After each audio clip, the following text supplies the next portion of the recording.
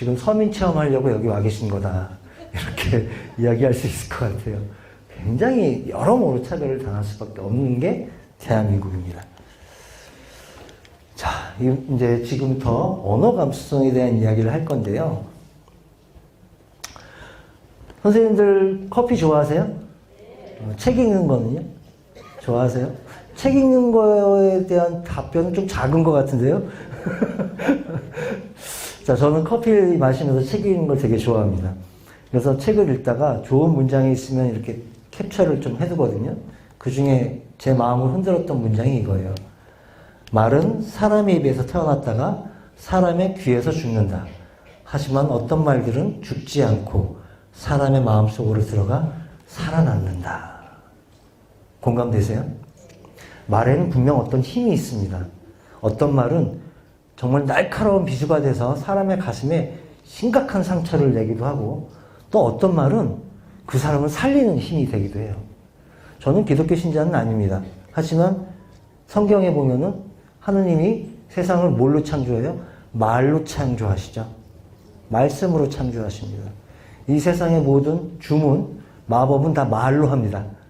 말에는 분명 어떤 힘이 있다는 거예요. 우리가 어떤 말을 하느냐가 누군가를 살릴 수도 있고 누군가를 죽일 수도 있다. 또 그런데 문제가 여기에 있어요. 내가 무의식 중에 사용한 언어는 이미 무의식에 각인된 공동체 언어 코드를 반영한다. 무슨 말이냐면은 우리가 지금 사용하고 있는 이 언어들은 내가 만들어낸 언어가 아니에요. 우리 사회가, 내가 속해 있는 공동체가 사용하고 있는 어떤 문화, 관습, 이런 것들이 다 녹아든 것들이 나도 모르게 자연스럽게 익혀서 그걸 사용하고 있는 거거든요. 이해되세요? 그러니까 공동체 문화가 굉장히 차별적이고 인권 침해적이다 그러면은 나도 모르게 그 언어를 사용할 수밖에 없게 된다는 거죠. 근데 이건 반대로 역으로 바꿔 말하면 우리가 어떤 언어를 사용하느냐에 따라서 공동체 문화를 바꿀 수도 있다라는 말이 됩니다. 맞죠? 오늘 그런 이야기를 좀 할 거예요. 자, 언어 감수성이라고 하면은 짧게 이야기하면 언어에 대한 민감성이다라고 이야기를 합니다. 우리가 언어 그러면은 생각, 느낌 따위를 나타내거나 전달하는 데 쓰이는 음성, 문자, 거기에 사회 간섭적인 체계라고 되어 있어요. 자, 보통 우리가 말과 글로 의사 전달을 하죠. 그런데 우리는 단순히 말과 글로만 누군가에게 나의 의사를 전달한다고 생각하지만 실제 의사소통 기법에 보면은요, 이게 더 많이 차지해요. 몸짓 언어. 이게 우리 대화에서 64% 이상을 더 차지한다고 합니다. 자, 그러면 제가 재미난 걸 하나 보여드릴게요. 제 목소리 들리시나요? 제가 예전에 수어를 배웠다고 했잖아요. 그래서 선생님들하고 재미난 수어 몇 가지만 같이 해볼까 해요. 자, 손을 한번 들어보세요. 손가락 하나 세우시고 한 손만요. 볼에 갖다 대보세요. 이렇게 돌려보세요. 자, 말도 같이 해볼게요. 예쁘다. 예전에 전통 혼례식에 가면 신부가 여기 못 찍어요? 연지건지 찍죠? 그 모습이 예쁘다 그래서 예쁘다라는 수어예요. 예쁘다. 자, 잘하셨어요. 그런데 뭐가 있냐면요. 수어는 단순히 동작만으로 의미 전달이 되지 않아요. 수어에서는 동선과 얼굴 표정이 굉장히 중요합니다.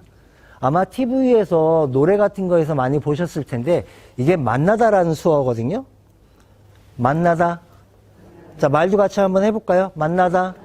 네, 만나기만 하세요. 이렇게 뽀뽀하지 마시고요. 여기 미국 아니니까 그냥 만나다. 자, 그런데 이렇게 하면 가서 만나는 거예요. 이건 와서 만나는 거예요. 그러니까 동선이 어떻게 되느냐에 따라 다르다는 거예요. 자, 그럼 보세요. 이건 어떤 만남일까요? 잘 보셔야 돼요. 갑자기 누군가를 만난 거예요. 똑같은 동작이지만 얼굴 표정에 따라 의미가 달라지죠. 자, 이건 뭘까요, 그러면은? 그렇죠. 싫어하는 사람 만난 거예요. 그럼 좋아하는 사람 만날 땐 어떻게 하겠어요? 미소 짓겠죠. 자, 그래서 조금 전에 우리 선생님들이 예쁘다 수어 동작은 잘 하셨는데 아무도 안 웃었잖아요. 그러면 어떤 의미가 될 수 있냐면은 예쁘긴 개뿔. 의미 전달이 제대로 안 된 거예요. 우리가 예쁜 거 보면 어떻게 해요? 미소 짓죠.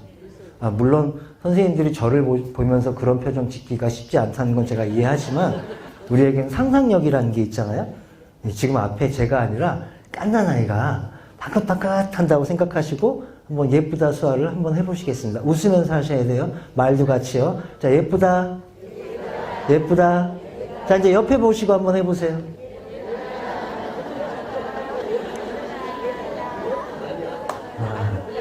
저쪽 어딘가에서 난 절대 못해 막 이런 마음이 없는 소리 할 수 없어 막 이런. 제가 예전에 중고등학교 수업에 가서 이 수어를 많이 가르쳤거든요. 특히 여학교 가가지고 여학생들한테 예쁘다라는 수어를 알려주면 한 5분간 수업이 안 돼요. 계속 이래. 아이 하나는 꼭 꺼내요. 거울 꺼내가지고 거울아 세상에서 누가 제일 예쁘니? 뭐 이런. 재밌죠?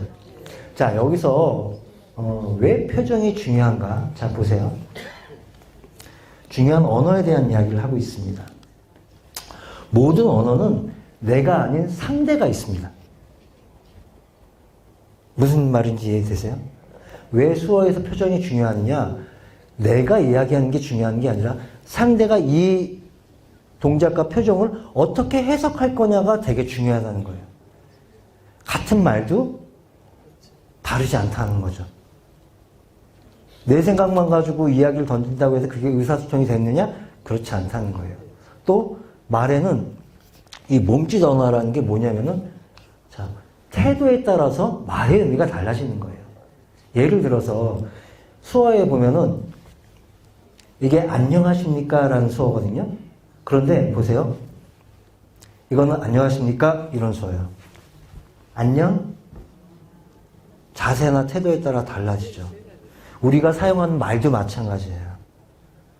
눈빛, 시선, 높이, 내 자세, 말투 이런 거에 따라서 그 말이 그 사람에게 어떻게 전달됐냐를 차이가 있다라는 거죠. 예를 들어서 우리 주무관님이 사무실에서 앉아가지고 막 일을 하고 있어요. 여기 우리 자원봉사 선생님이 일이 있어가지고 왔어요. 안녕하세요 하고 인사하고 했는데 우리 주무관님이 바빠가지고 모니터만 쳐다보고 안녕하세요 이렇게 했다고 쳐요. 한 번은 우린 착하니까 우리 주무관님이 오늘 바쁘신가 보다 이렇게 이해할 수 있어요. 근데 그게 2번이 되고 3번이 되면 저 사람은 날 존중하지 않는구나 라고 느끼겠죠. 자원봉사 현장에서도 마찬가지예요. 저희가 갔는데 저쪽에서 어떤 인사를 했는데 내가 그 사람과 눈을 마주치지 않고 그냥 무성의하게 답을 하면은 상대는 알아요. 저 사람이 날 존중하지 않고 있구나. 누군가의 존엄을 지키는 일은 아주 거창한 일이 아닙니다. 이 사람을 어떻게 존중하는지 그걸 태도로서 보여주는 건데 그게 말과 나의 몸짓 언어라는 거예요. 이해되세요? 네. 그래서 언제나 모든 언어는 상대가 있기 때문에 상대의 감수성에서 어떻게 들리고 어떻게 읽히는지가 중요하다라는 겁니다. 우리가 감수성이라 그러면은 사전에서 이렇게 나오거든요. 외부 세계의 자극을 받아들이고 느끼는 성질이라고 되어 있어요. 이게 감성하고 좀 달라요. 비슷할 것 같은데 감성이라는 것은 자극이나 자극의 변화를 느끼는 성질. 비슷하지만 뭐가 차이가 있어요? 감수성은 외부라는 단어가 들어가 있죠. 외부. 어떤 차이가 있냐면은 감성은 나와의 관계예요. 그냥 오늘 갑자기 봄비가 내리더니 벚꽃이 다 떨어져서 왠지 센치해지네? 이건 그냥 내 감성이에요. 그런데 감수성은 뭐냐? 아이가 저기 넘어졌어요. 아프겠다 도와줘야지. 이건 감수성이에요. 외부의 어떤 자극. 이거로 인한 움직임이 이게 감수성이라는 얘기예요. 그래서 약간 차이가 있어요. 그래서 언어 감수성에서 중요한 게 뭐냐면 관계와 관점의 중요성. 관점이라는